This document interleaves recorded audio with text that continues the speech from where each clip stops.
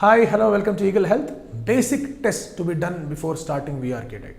BP, HbA1c, diabetic and non-diabetic both, FBS and PP for diabetic, RBS, CBP, CUE, lipid profile, liver function test, kidney function test, ultrasonic scan of abdomen and pelvis, thyroid profile, uric acid levels, serum creatinine, medical history of psychiatric patients if any, cardiac tests, ECG and 2D echo, and also the cardiac test for only people who are having heart problems, electrolyte tests like sodium, magnesium, calcium, potassium, iron, zinc, phosphorus, selenium, covering all the minerals in large numbers.